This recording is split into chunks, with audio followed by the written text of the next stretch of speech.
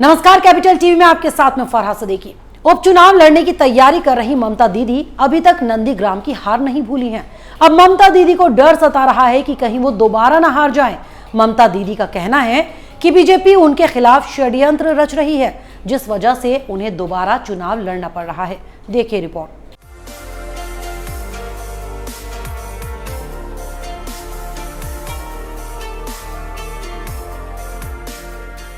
पश्चिम बंगाल में 30 सितंबर को उपचुनाव होने हैं।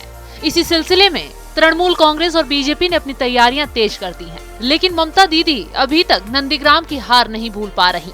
उन्हें फिर बीजेपी से हार का डर सताने लगा है और अब वो भतीजे अभिषेक बनर्जी पर केंद्रीय एजेंसियों की कार्रवाई भी बीजेपी की साजिश बता रही है।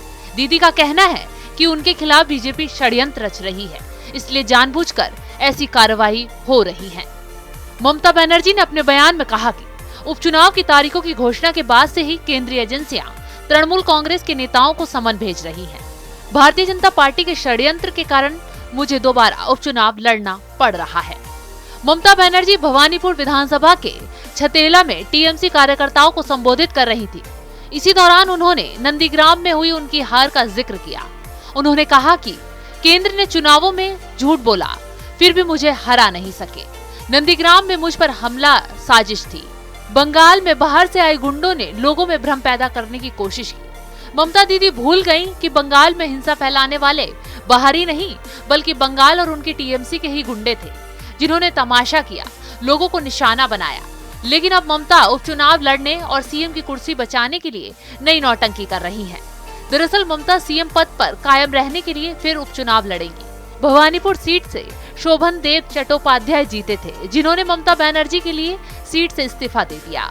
ममता बनर्जी ने घोषणा की है कि वो खरदाहा विधानसभा सीट से चुनाव लड़ेंगे। लेकिन ममता दीदी को उपचुनाव से पहले ही बीजेपी से हार का डर सताने लगा है। ममता बनर्जी का कहना है कि बीजेपी राजनीतिक रूप से नहीं लड़ सकती, इसलिए एजेंसियों की मदद से उन्हें रोकने की कोशिश कर रही है। बीजेपी से बौखलाई ममता अब नए आरोप लगाने पर तुल गई हैं। ममता बनर्जी अपनी सीएम की कुर्सी बचाने के लिए उपचुनाव लड़ेंगी, लेकिन चुनाव से पहले उन्हें नंदीग्राम की हार याद आ रही है और बीजेपी से डर सता रहा है। ममता बनर्जी ने अब आरोप लगाया है कि चुनाव में रोड़ा डालने के लिए बीजेपी एजेंसियों का सहारा ले रही है और कानूनी कार्रवाई कर रही है। फिलहाल मेरे साथ इतना ही। नमस्कार।